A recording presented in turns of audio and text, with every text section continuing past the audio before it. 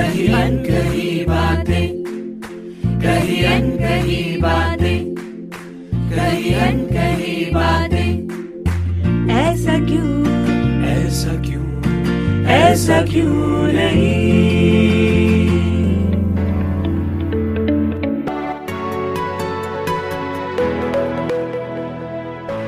Hello and welcome to कही अनकही बातें, ऐसा क्यों नहीं, only on radio Jamia 90.4 FM. ये शो आप तक पहुंच रहा है रेडियो जामिया और क्रिया के कोलैबोरेशन से। और इस शो का मेन पर्पस है महिलाओं या मार्जिनलाइज कम्युनिटीज के जुड़े ऐसे इश्यूज को हाईलाइट करना और उनके बारे में बात करना जो उनकी पोजीशन को उनके फैमिली में, हमारे समाज में, कम्युनिटी में स्ट्रॉन्ग बनाए विदाउट एनी बायस। मैं हूँ शालिनी, मैं क्रिया के साथ काम करती हूँ और मेरे साथ आज जुड़ी हैं मेरी साथी विपाशा, और वो भी क्रिया के साथ काम करती हैं। जैसा कि आपको पता है, हर बार हम एपिसोड्स में नए नए इश्यूज लेकर आते हैं जिनके बारे में जनरली मेन स्ट्रीम मीडिया में या हमारे रोज के दिनचर्या में बहुत कम बात होती है। तो आज हम जिस इशू के बारे में बातचीत करने के लिए जुड़े हैं आपके साथ, उसके लिए हमने अपने एक गेस्ट को आमंत्रित किया है, सौम्या मिश्रा, जो अपने आप को न्यूरो डाइवर्जेंट पर्सन के रूप में जोड़ते हैं और वो डेवलपमेंट सेक्टर में डिजिटल मीडियम से मार्जिनलाइज लोगों के लिए इंक्लूसिव स्पेस बना रहे हैं और उन पर काम करने के लिए कमिटेड हैं। सौम्या ने ऑक्सफैम का यंग फेलोशिप भी प्राप्त किया है और उन्होंने अपना एक पॉडकास्ट शुरू किया है जिसका नाम अटिपिकल दिक्कतें भी चलती हैं। सौम्या से ही हम एक्चुअली आज बात करेंगे ये जो न्यूरो डाइवर्जेंस टर्म है ये क्या है और इसको हम कैसे आइडेंटिफाई करते हैं। सौम्या, बहुत बहुत वेलकम है आपका हमारे आज के एपिसोड में। बहुत मुश्किल होता है कई बार इस तरह का टाइम निकालना, इसके लिए बहुत बहुत थैंक यू। तो मैं आपसे समझना चाह रही थी सौम्या कि आपका एजुकेशनल जो एक्सपीरियंस है इंस्टीट्यूशन में, जहां आपने कैसे स्टूडेंट कम्युनिटी के साथ आप इंगेज हुई या फैकल्टी और टीचर्स कम्युनिटी के साथ आपका एंगेजमेंट हुआ या नहीं हुआ, किस तरह से रिस्पॉन्सेज थे जब आपने इन सब चीजों के बारे में बातचीत करना शुरू किया, आप कुछ भी जो एक्सपीरियंस हुआ अगर आप शेयर करना चाहें तो। मुझे डायग्नोसिस बचपन में नहीं मिला था। मुझे पता ही नहीं था कि मुझे ये चैलेंजेस क्यों हो रहे थे। मैंने बस अपने आप को पुश किया, आई एम ऑटिस्टिक। पकड़ में किसी के नहीं आया क्योंकि मैं हाइपरलेक्सिक थी। तो ऑटिज्म पहले ही एस्पर्जर सिंड्रोम हुआ करता था। नाम को बदला गया क्योंकि जो साइंटिस्ट इस नाम के साथ आए थे, इस डिसऑर्डर के साथ आए थे, पॉलिटिकली उनकी आइडियोलॉजी कुछ ज्यादा एक्सट्रीम थे। तो जब डीएसएम अपडेट हुआ तो वो नाम हटा के ऑटिज्म के अंडर ही 3 लेवल डाल दिए गए। सपोर्ट किसको कम चाहिए, किसको ज्यादा चाहिए, किसको मिड लेवल का चाहिए। तो मैं हाइपरलेक्सिक थी। मैं बोलने लगी थी 1 साल की उम्र में। ग्रेड 3 में मैं हैरी पॉटर के नॉवेल पढ़ रही थी तो किसी ने पकड़ा नहीं क्योंकि पढ़ाई कर रही थी। सारे जो डेवलपमेंट माइलस्टोन्स होते हैं ना, वो तो मैंने हिट किया था। दिक्कत कहाँ हो रही थी? सोशल कम्युनिकेशन में घुल मिल नहीं पाती थी, मैं अलग रहती थी क्योंकि मैं रिलेट नहीं कर पाती थी। तो मेरे दिमाग में ये था कि ओके, मैं तो ये सब कर रही हूँ ना, उससे टीचर्स का वैलिडेशन मिल जाता था, पेरेंट्स का वैलिडेशन मिल जाता था। तो मैंने दुनिया वहीं बना ली। यूनिवर्सिटी में, इवन स्कूल में नोट्स लेने में बहुत दिक्कत होती थी, बट किसी को बोलती नहीं थी कि मुझे दिक्कत हो रही है। मतलब टीचर लिख रहे हैं, जल्दी से मिटा रहे हैं, या फिर कॉलेज में डिक्टेट करने लगे तो उसको सुनना, फिर प्रोसेस करना, फिर लिखना, इतना जल्दी नहीं हो पाता था। बहुत जोर आवाजें, ब्राइट लाइट्स, उससे दिक्कत होती थी। बहुत जोर से माइग्रेन होता। शार्प ऑब्जेक्ट्स, नाइफ, ऐसे चीजों से इंट्रूसिव ख्याल आते हैं। मतलब इसीलिए मैं खुद को उनसे दूर रखती हूँ। तो मुझे इतनी एंजाइटी क्यों होती है लोगों से मिलने में? कॉलेज थोड़ा मिस करती थी तो मैं आइसोलेट करने लगी। पढ़ाई अपने लाइन वो चल रही थी। इतना कि मैंने स्कूल और कॉलेज से एक भी दोस्त नहीं है जिसको मैंने अपने कांटेक्ट में रखा है। इतना आइसोलेट कर लिया था मैंने। जब दुनिया आपके लिए बनी नहीं है, वहां पे आप नेविगेट कर रहे हो, इमेजिन एक राउंड होल है और आप स्क्वायर पेग हो, तो ऑटोमेटिकली डिप्रेशन, एंजाइटी, ये चीजें आती है। तो मुझे वो सारी डायग्नोसिस तो मिल गई, बट ये नहीं समझ आ रहा था कि हल कहाँ से निकले, क्योंकि जड़ क्या है वो नहीं समझ आ रहा था। इस मेंटल हेल्थ डिस्कोर्स से भी मैं 10-11 साल जूझने के बाद पता चला कि ओके, मैं ऑटिस्टिक हूँ, मैं न्यूरो डाइवर्जेंट हूँ। इसीलिए मुझे दिक्कतें होती थी। इस सोशल कम्युनिकेशन में बहुत डायरेक्टली बात करती हूँ, झगड़े, आर्ग्यूमेंट्स, ये सब चीजों के कारण बहुत ट्रॉमा भी था। जब ये फाइनली ये सब समझ में आया, तब इतने सालों का, लाइक ऑलमोस्ट 2 डेकेड्स का ट्रॉमा तब तक एक्यूमुलेट हो चुका था। इसीलिए जो न्यूरो डाइवर्सिटी अफर्मिंग मतलब मेंटल हेल्थ प्रोफेशनल्स हैं, वो भी एडवोकेट करते हैं कि जल्दी डायग्नोसिस हो। ये कर पाने के लिए ज्यादा रिसर्च जरूरी है, ज्यादा डेटा चाहिए, क्योंकि ये जो डायग्नोसिस के क्राइटेरिया भी बने हैं ना, इसको भी मैक्सिमम जो रिसर्च है व्हाइट मेल बॉयज पे किया गया है। और मैं बात कर रही थी जिस साइंटिस्ट के बारे में, एस्पर्जर्स जो नाम है, हैंस एस्पर्जर्स था नाम उनका। ये तो डिसेबिलिटी इसीलिए ऐसे सेग्रीगेट करते थे ताकि जो सोसाइटी के लिए काम आए वो जिंदा रहे, और जो काम ना आए उनको एलिमिनेट किया जाता था बेसिकली। काफी सोशल जस्टिस पुशबैक मूवमेंट्स हुए हैं इसको यहाँ तक पहुंचाने के लिए, बट अभी भी बहुत काम चाहिए। और एक सबसे बड़ा है कि औरतें, विमेन, जिनको gender non binary, queer people, वो कैसे एक्सपीरियंस करते हैं न्यूरो डाइवर्जेंस। क्योंकि की डिफरेंस ये भी है कि जैसे हम कहते हैं ना, बॉयज विल बी बॉयज, वो तो लड़के हैं, और लड़कियों को ना ढालने की बचपन से ही वो सेल्फ एस्टीम तोड़ दिया जाता है कि ऐसे बिहेव करो। वो ना जबरदस्ती फोर्स फिट ज्यादा होने लगती है। एक जो मेरा एक्सटर्नल मैनिफेस्टेशन है मेरा न्यूरो डाइवर्जेंस में ऑटिज्म का है कि मैं स्टिम करती हूँ, मैं बैक एंड फोर्थ हिलती डुलती रहती हूँ, पैर हिलता रहता है मेरा, या फिर कुछ सॉर्ट ऑफ फिडलिंग, क्योंकि ऐसा करने से मेरा नर्वस सिस्टम काम होता है, सूद होता है। तो घर में ये कहते थे कि ऐसे नहीं हिलाते पैर, ऐसे नहीं हिलते, लक्ष्मी चली जाएगी। ऐसे बहुत सारे इंसिडेंट्स है जो लड़कियों को ढालने की कोशिश करते हैं ना, जबरदस्ती फोर्स फिट करते हैं। लेकिन लड़के जब ऐसी हरकतें हो रहे ना, तो वो तो लड़का है। तो हाँ, इसीलिए रिसर्च बहुत इंपॉर्टेंट है ताकि हम अपने मूवमेंट्स को आगे लेके जा सकें। आप सुन रहे हैं कही अनकही बातें, only on radio Jamia 90.4 FM पर। ऐसा क्यों नहीं।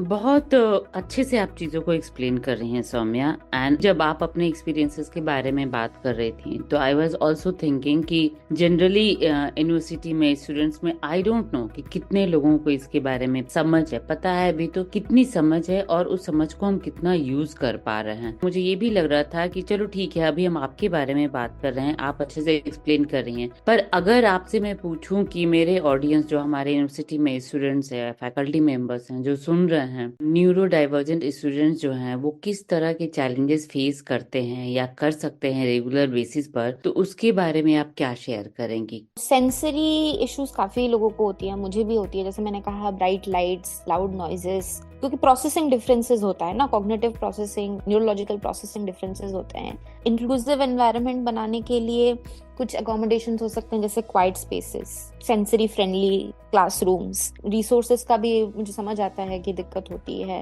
Noise cancelling headphones. जितने भी मेरे न्यूरो डाइवर्जेंट ऑटिस्टिक दोस्त हैं, वो हमेशा मुझे कहते हैं कि यार नॉइज कैंसलिंग हेडफोन लेने के बाद ना जिंदगी बदल गई मेरी, मतलब सुनाई ही नहीं देता है कुछ। अब दुनिया ही देखिए, कभी ये फेस्टिवल हो रहा है, कभी ये प्रोसेशन हो रहा है, कभी पटाखे फूट रहे हैं, कभी शादियां हो रही हैं, तो इतना नॉइज है, उसके चलते फिर माइग्रेन होता है। इससे ना जो लोग सेंसरी ओवरलोड से गुजर रहे हैं, ओवर स्टिमुलेशन से गुजर रहे हैं, उनको थोड़ा हेल्प मिलेगा। दूसरा है alternative ways of understanding learning. ये नहीं कि बच्चा लेजी है, स्टूपिड है, ऐसा कुछ नहीं होता। ये सारी इंग्लिश टर्म्स है। एक कहावत है ना कि there is no bad student, only a bad teacher. पहले तो टीचर्स को भी सेंसिटाइज करना पड़ेगा, एजुकेशन इंस्टीट्यूट्स को भी सेंसिटाइज करना पड़ेगा कि इनविजिबल डिसेबिलिटी है, न्यूरो डाइवर्जेंस है। भले ही किसी के पास डायग्नोसिस ना हो, एक्सेस ना हो, बट हम बच्चों को समझे कि उसके चैलेंजेस क्या हैं। वो बताएगा ना कि मतलब मुझे एंजाइटी फील हो रही है, कि अब मुझे ये समझ नहीं आ रहा है। जब वो बताता है, हमें भी इनोवेटिव सॉल्यूशंस लाने पड़ेंगे। जैसे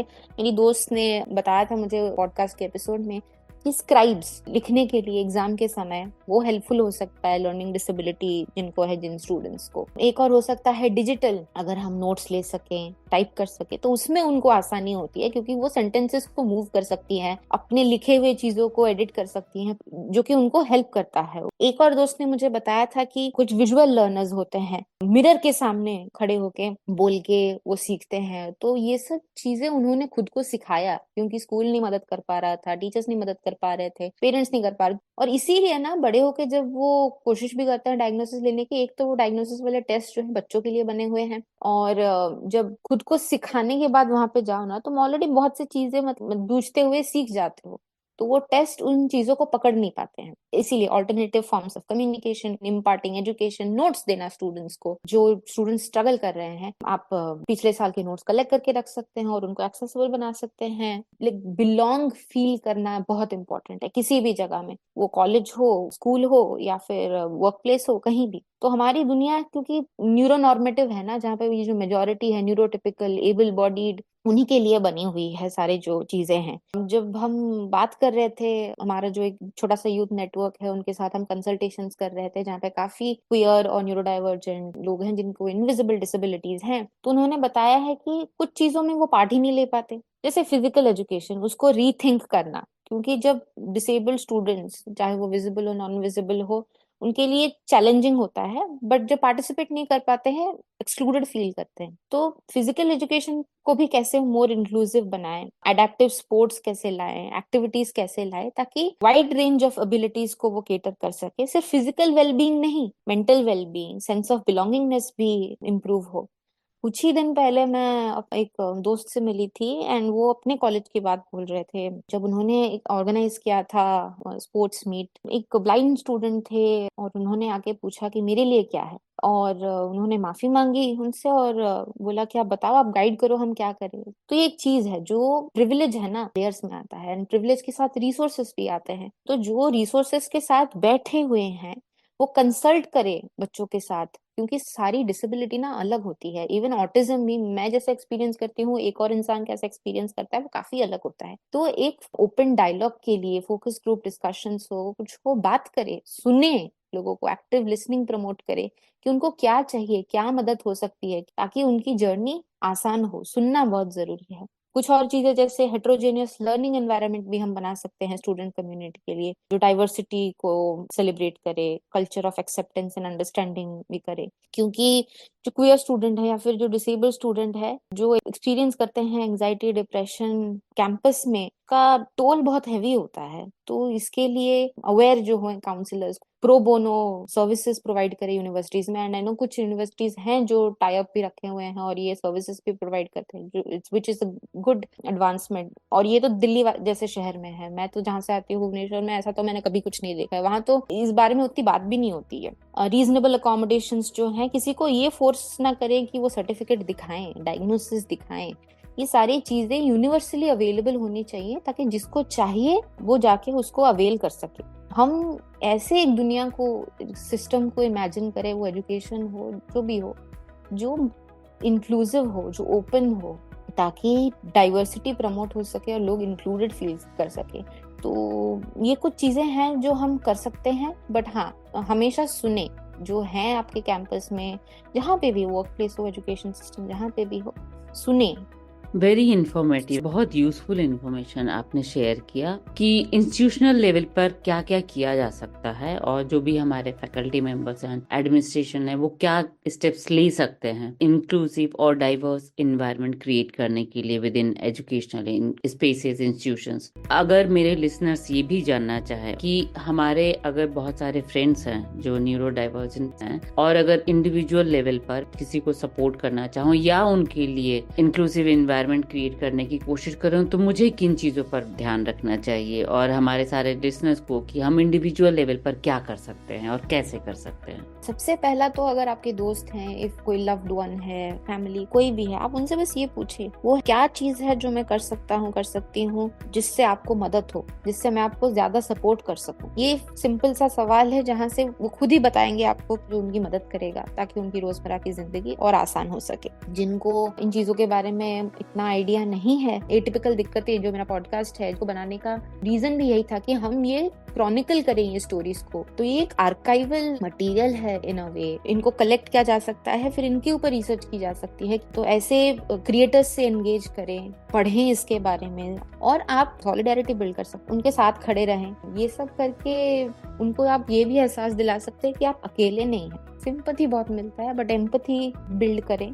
लोगों को ऐसा बर्डन जैसा फील करा देता है ना, या फिर बोलते हैं कि शब्द ही देखिए ना, स्पेशल नीड्स। नहीं, मेरे नीड्स स्पेशल नहीं है, वो ह्यूमन नीड्स हैं। आपके नीड्स नॉर्मल हैं, मेरे स्पेशल क्यों हैं? ये जो टर्म है यही गलत है। डिफरेंटली एबल्ड नहीं, 5 उंगलियां तो सेम नहीं है ना, तो इंसान कैसे सेम हो? और डिफरेंटली एबल्ड बना के फिर आप जो चैलेंजेस वो फेस करते हैं ना, एक तरह से वो भी डाउन प्ले हो जाता है।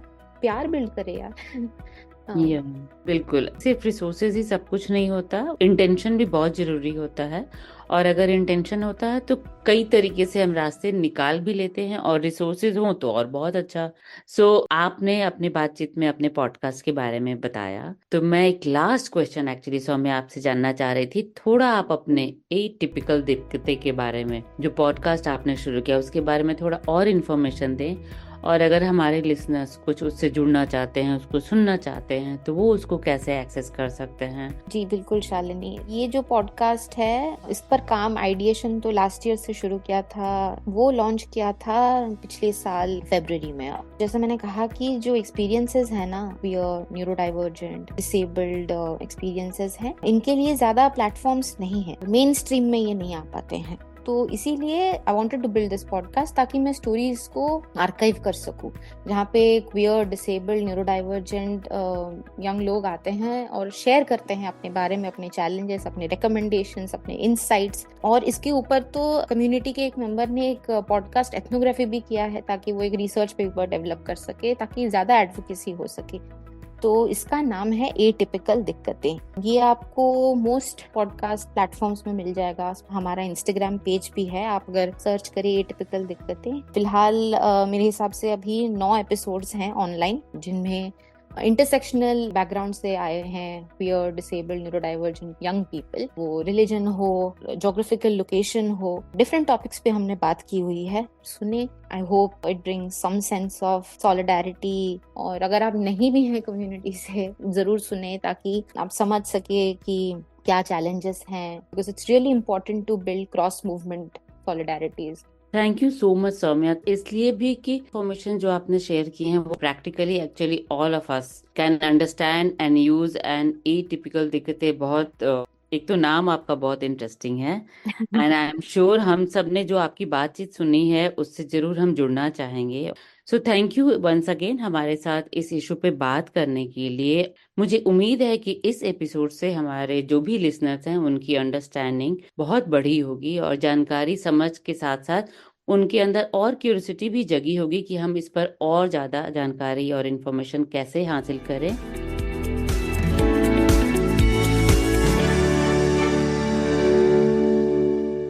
मैं अपने लिसनर्स को एक बार और थैंक यू कहना चाहूंगी आज हमारे साथ जुड़ने के लिए। यदि वो अपने व्यू पॉइंट्स और जो भी आज आपने सुना उसको लेकर अपना फीडबैक हमारे साथ शेयर करना चाहते हैं, तो आप प्लीज हमें ईमेल जरूर करें kriya@kriyaworld.org पर। और आप चाहे तो आप हमें अपने रिस्पॉन्सेज रेडियो जामिया ऐप के फीडबैक ऑप्शन में भी जाकर रिकॉर्ड करके या लिखकर दे सकते हैं। अगले हफ्ते मैं, शालिनी और विपाशा मेरी साथी, हम फिर आपसे मिलेंगे इसी तरह की कोई और नए टॉपिक को लेकर, नई बातचीत को लेकर। आज मैं आपसे विदा लेती हूँ, बाय। और अगले ट्यूसडे को फिर से जुड़ना आप सभी न भूलिएगा।